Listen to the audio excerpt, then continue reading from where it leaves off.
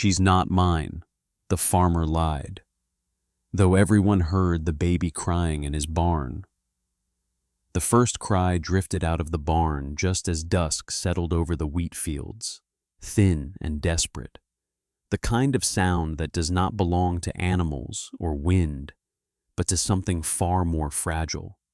And it carried across the fence line to the neighboring yards where men were putting away tools and women were drawing in laundry before nightfall, and more than one hand stilled at the sound as neighbors exchanged uneasy glances, knowing that cries should not be rising from straw and timber.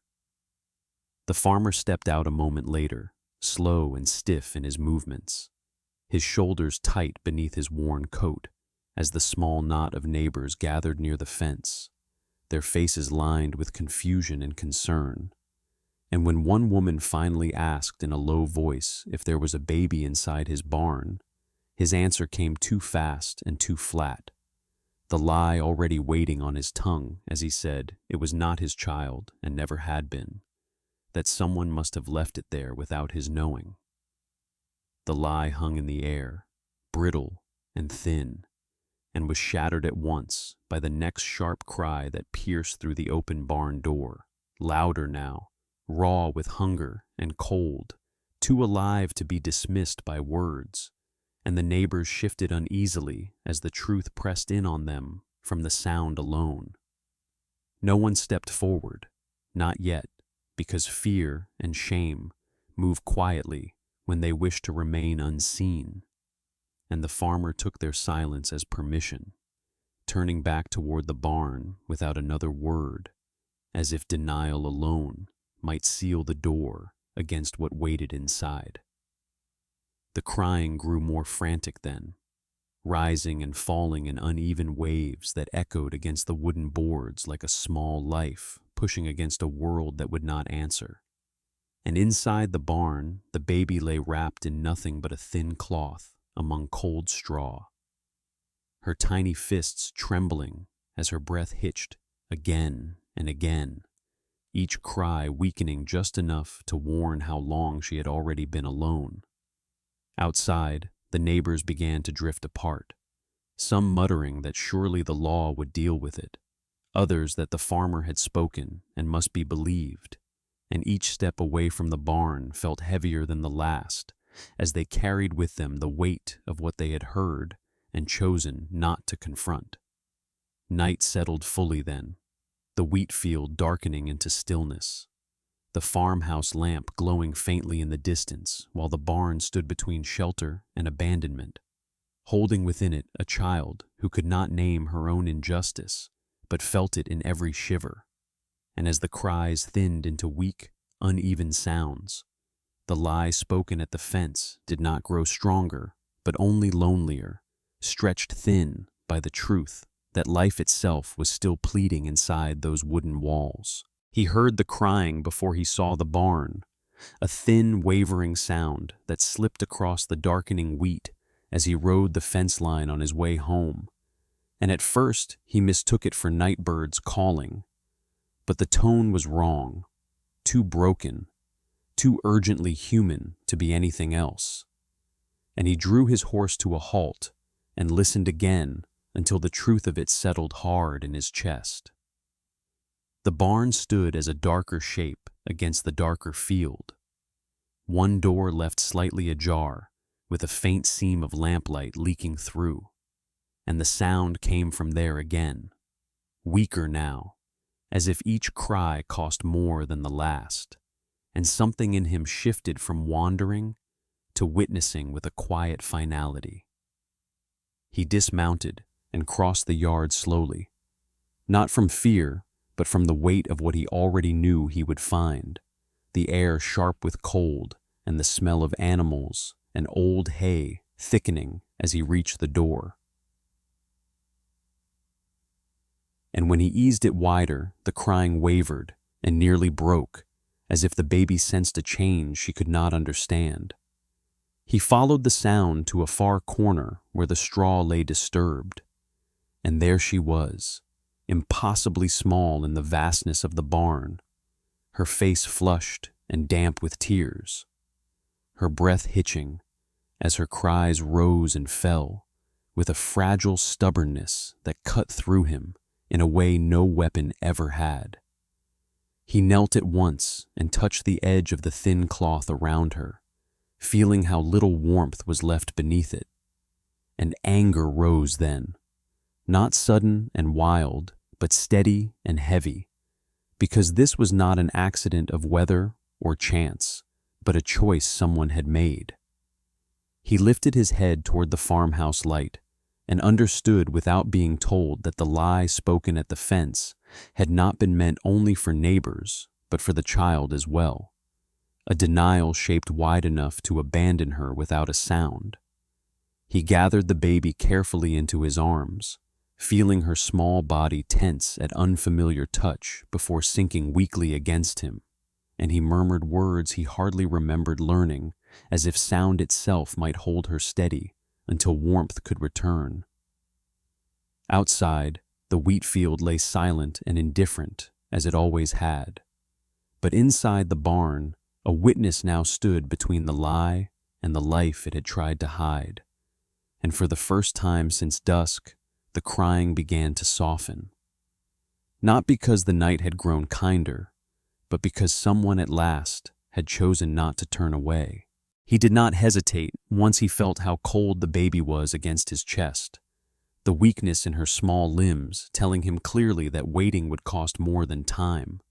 And he rose from the straw with care and crossed the dark barn toward the door, shielding her from the night air as best he could, while the horse in the stall shifted and snorted softly at the unfamiliar movement. The farmhouse light burned steady across the yard, and with each step toward it, the truth of what he was doing settled deeper into him, not as fear, but as resolve.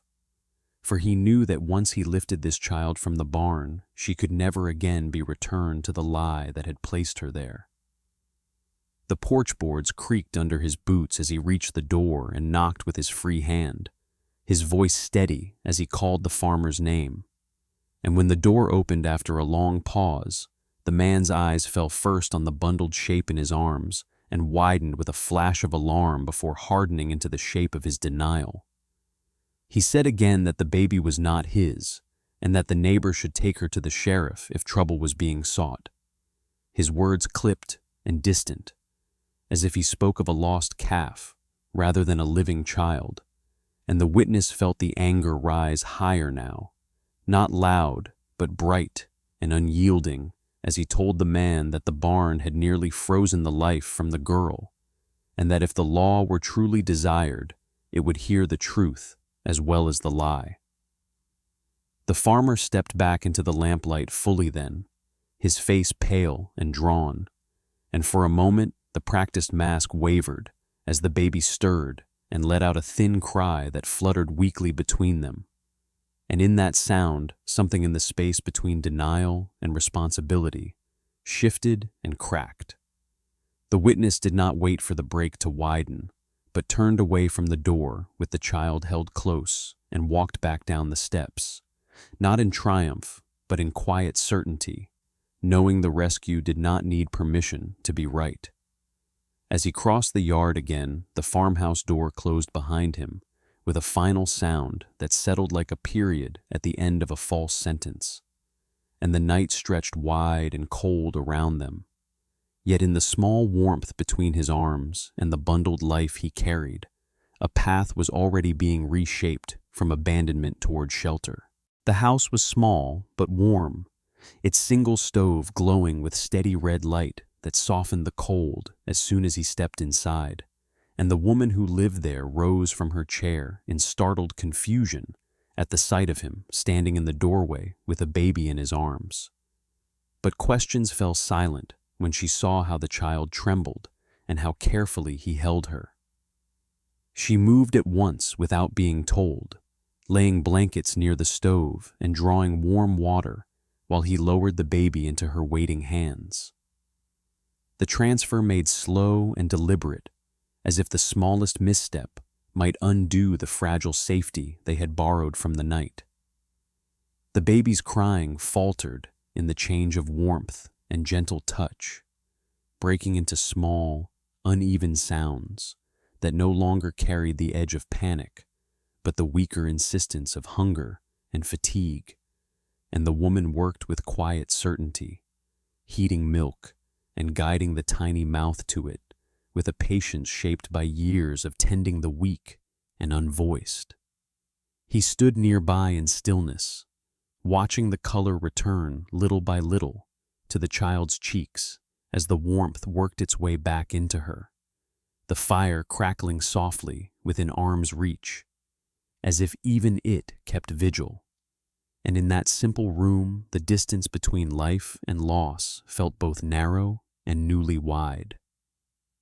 The woman asked only a few questions at first, where the baby had been found and how long she had been there, and the answers tightened her mouth but did not slow her hands, for what mattered most had already been secured in the circle of light around the stove.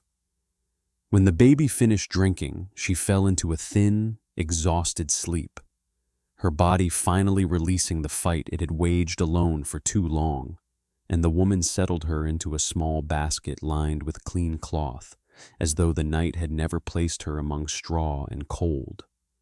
Outside, the wind pressed softly against the walls, but inside the stillness held, shaped not by fear but by recovery, and the man who had brought the child remained standing a while longer, even after he knew she was safe, as if his leaving too soon might tempt the world to reach for her again.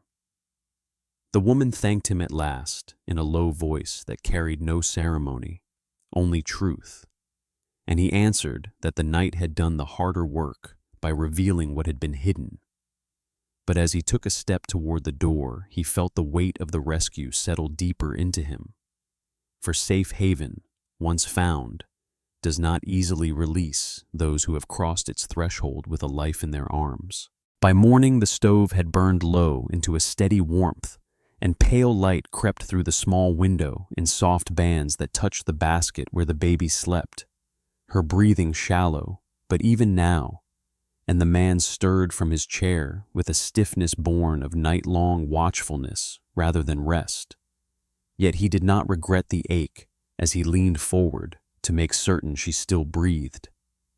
The woman moved quietly about the room, preparing simple food, and when she at last asked whose child the baby was, he answered with the plain truth that she had been found alone in a barn and denied by the man who owned it. And the woman's hands paused for a brief moment before continuing, for there are truths that do not need sound to be heavy. As the baby woke and began to fuss again, the man found himself stepping forward without thinking, lifting her with a care that felt unfamiliar yet certain. And when her crying softened against his chest, he looked down in quiet surprise at the small trust that had already been given to him without measure. The woman watched this with thoughtful eyes and said gently that a child who has been left once often clings harder to the next warmth it finds, and her words settled into him with an unease he did not yet name. Over simple food, they spoke little at first, letting the room hold the things that were too new to shape into words.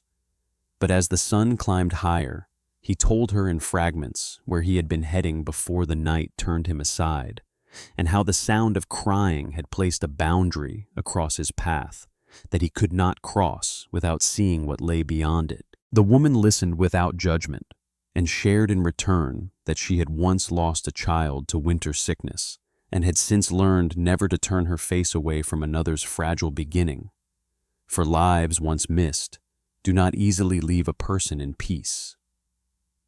When the baby slept again between them, a fragile triangle of warmth formed at the small table that had held only solitude the day before, and the man felt a quiet change take root within him, the kind that grows not from decision but from connection, allowed to stand without retreat.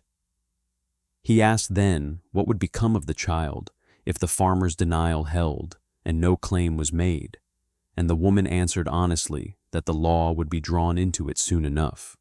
Yet between the shape of the law and the shape of kindness there was often a long and perilous distance, for the helpless to travel. The man looked down at the sleeping bundle once more and felt that distance stretch across his own life, a measure he had not planned to take but now could not ignore. And though no promise was spoken aloud, something in his steady watch told the woman that the bond forming in silence was already stronger than any vow shaped by need alone. The knock came late in the afternoon when the light had turned gold across the window and the woman was hanging clean cloth to dry, and the sound carried a firmness that did not belong to neighbors or wandering hands, and both of them felt the shift it brought before the door was opened. The man stood and moved the baby from the front room into the deeper space near the stove without a word, his body learning the shape of protection before his thoughts could catch up. And when the door creaked open, the sheriff stood there with his hat held low, his eyes moving past the woman almost at once to the interior of the house. He said a report had been made of a child found abandoned in a barn, and that questions had begun to move through the town quicker than truth could follow them. And though his voice carried professional calm, there was strain beneath it, the sound of a man pulled between duty and what his eyes had already shown him in the street. The witness stepped forward then and told him plainly that the baby had been found cold among straw and had nearly lost her breath to the night, and that the man who owned the barn had denied her without hesitation. And as these words were spoken, the sheriff's jaw tightened slightly, as if something long suspected had at last found voice. He asked to see the child, and when the man hesitated only a moment before bringing her forward, the sheriff's gaze softened at the sight of the small bundled life breathing quietly against warm cloth, and the law that had walked confidently up the porch steps faltered in its stride. Still, he said, procedure could not be set aside without consequence, and the farmer's denial would soon be tested by inquiry, and until then the infant would remain a matter of county concern, words shaped carefully to leave room for both order and mercy.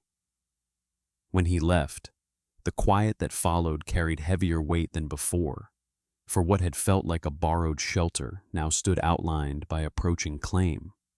And the woman said softly that once the law takes notice, it rarely withdraws without drawing lines across those who stand near it.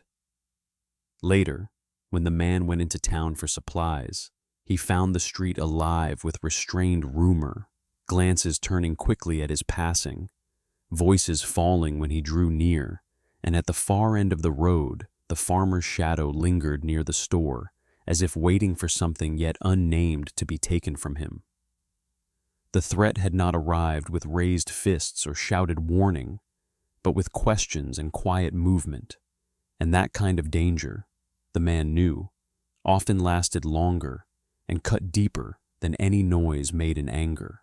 Night settled again with a stillness that pressed close to the walls, as if listening for what the house dared to shelter. And the man sat near the stove with the baby asleep across his forearm, her breath a small, steady rise and fall that measured out the space between fear and resolve. Yet inside him neither found peace, for the sheriff's words had opened a path he could no longer ignore, one that led straight through the shape of his own life as it had been and as it might yet become.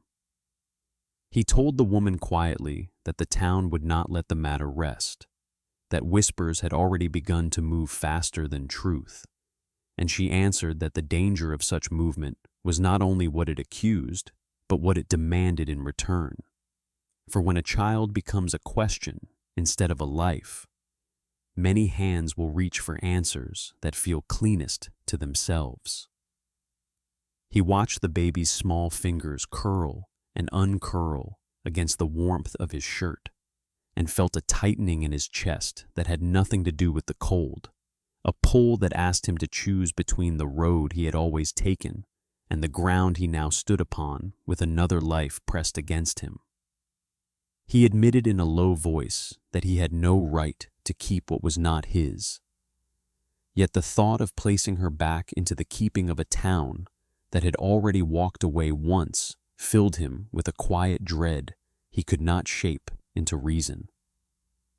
The woman listened and said that rights and duties often arrive together in the same hour and are hard to tell apart in the dark, and that what matters most at the beginning is not ownership, but safety.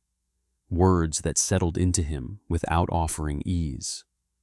As the night deepened, he found his thoughts circling the farmer's face in lamplight, the flicker of fear that had crossed it when the baby cried between them, and he wondered what debt or secret had taught a man to deny his own blood with such practiced distance, and whether that secret would soon turn its gaze upon the child again.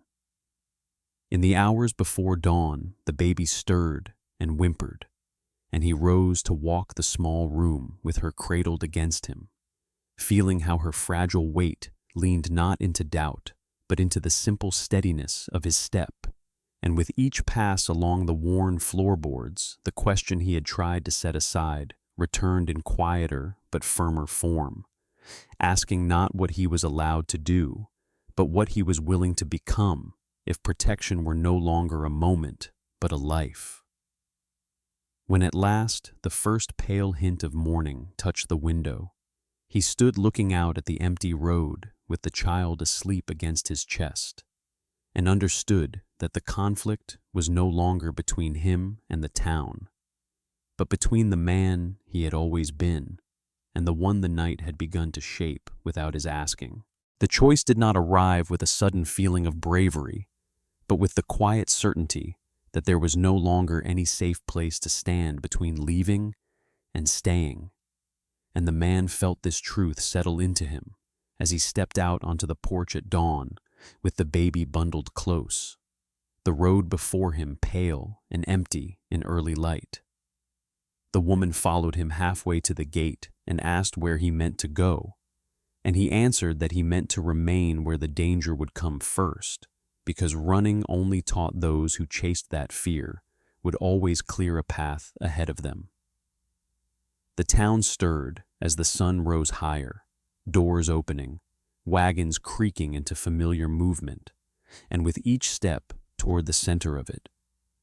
His presence became a living statement that the child would no longer be hidden from consequence or from care.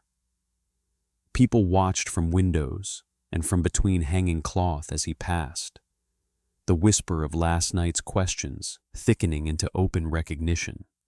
Yet none spoke until he reached the square near the sheriff's office, where the law placed its daily shadow. He stood there without spectacle and waited, and when the sheriff emerged at last, with the farmer several steps behind him, the space between the men tightened with all that had been withheld in darker hours. The man lifted the bundled child into the light and said simply that the baby had survived the night because she had been answered at last, and that he would not return her to straw or silence while breath still held her body with such stubborn grace.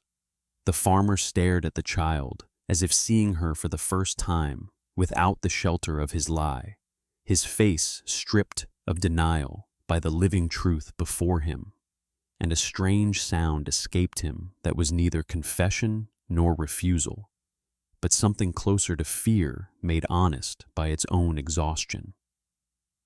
The sheriff listened without interruption, then turned to the farmer and said that secrecy had already shaped the danger too deeply for it to be set aside now, and that the only way forward would be through open account. Yet the words that followed did not bind with iron, but with pause. For the law itself, the sheriff said, could not undo what a night of abandonment had nearly taken, and for that reason he would not force the child back into the keeping of the man who had denied her when she cried. The square stood quiet then, not in approval or outrage, but in the pause where a town feels its own breath measured against a child's survival. And in that quiet, the man felt the weight of what he had risked settle more fully upon him, not as punishment, but as permanence, because from this moment onward, every path he walked would be known not as a passing road, but as a chosen ground to defend. The sheriff did not raise his voice when he spoke again, yet the square leaned inward to hear him, drawn by the rare sound of authority shaped by restraint rather than command. And he said that truth had finally been placed in the open, where even denial could no longer turn its face away, for a child left to cold and darkness was not a matter of rumor, but of record. He turned first to the farmer and asked him plainly if the baby was his, and in the long moment that followed, the man's shoulders sank, as if the strength required to continue the lie had at last deserted him, and he nodded once with a sound that barely carried, the confession sliding loose, not with drama, but with weary surrender. A quiet breath moved through those gathered, not in shock, but in the slow recognition that what had been hidden had now chosen its own hour to stand. And the sheriff said that abandonment would not be dismissed as oversight. Yet neither would the child be handed back into a home that had already proven itself unsafe in its first and most urgent test. He ruled then that the baby would remain in protective care until the matter could be judged with more than a single man's fear as its foundation. And though the word judge hung heavily in the air, it carried with it the first true shape of balance the town had felt since the crying began.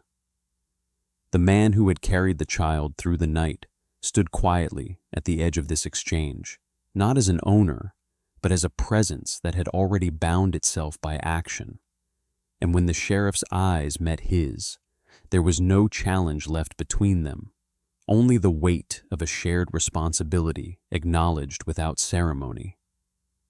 The woman stepped forward then, her voice steady as she offered her home as shelter until the law's questions could be shaped into answers that did not wound the innocent. And the sheriff accepted this with a nod that placed mercy beside order rather than beneath it. The town, which had once gathered at the fence in uneasy distance, now stood as witness to a different kind of gathering, one shaped not by rumor, but by the slow alignment of conscience and duty. The farmer took a single step forward, as if to speak, then stopped, his eyes fixed on the small bundle of cloth held in careful arms, not as possession, but as life he had nearly laid aside. And in that stillness, he learned what it meant to be known at last, without the shelter of denial. Justice did not arrive in chains or raised voices, but in the steady drawing together of law, witness, and the fragile body that had first demanded their attention. And as the square slowly released into movement once more, the union that remained was not between town and man, but between truth and the life that had carried it into the light. In the days that followed the square's quiet reckoning, the town settled into a slower rhythm, as if learning anew how to move without stepping over what it had once ignored, and the baby remained in the woman's small, warm house where milk was warmed at steady hours and the stove never fell to cold ash, her strength returning in soft increments marked by deeper sleep and clearer color in her cheeks. The man who had lifted her from straw came each morning and evening, never with claim, but always with the same careful hands that had first answered her cry. And in that simple constancy, the town began to see what protection looked like when it did not ask for thanks. The farmer passed the house once or twice at a measured distance, his face drawn with the weight of what he had confessed and what he could not undo. And though no words passed between him and the child he had denied, the road itself seemed to hold the knowledge of the truth he now carried. The sheriff returned often as well, not with questions, but with quiet oversight that asked after health and safety rather than fault. And the lines of strain around his eyes softened as the days proved that law could guard without tearing what it touched. As winter edged closer, the wheat fields turned pale, and the river ran lower and clearer, and the man felt the change in the air settle alongside a steady change within himself. For the road that had once pulled him onward with the promise of distance now seemed to circle back toward the small house where a child slept and woke by the same dependable fire. One evening, as the light fell early and the baby stirred with a new strength in her cry, the woman placed the child in his arms and said simply that some homes are not claimed by name but by return, and the words found him unguarded because they asked nothing and yet offered everything. He did not speak a vow, nor did he mark the moment with ceremony, but he remained when the night pressed in and remained again when morning returned, and in that choosing the question that had troubled him in the dark found its quiet answer. The child grew steadier in the passing weeks, her first uncertain smiles breaking like small dawns across the room, and the town that had once listened at a fence now listened at a window for sounds of ordinary life restored. What had begun as a lie spoken too quickly ended as a truth carried slowly into being, not by force, but by the patient shaping of care. And the man understood at last that purpose does not always arrive as a calling heard on the road, but sometimes as a cry answered once, and then answered again until it becomes the ground beneath one's feet. Sometimes the truest duty begins with a single sound we choose not to ignore. Thank you for walking this quiet road of truth and care with us. May every abandoned cry you hear lead you toward courage and peace.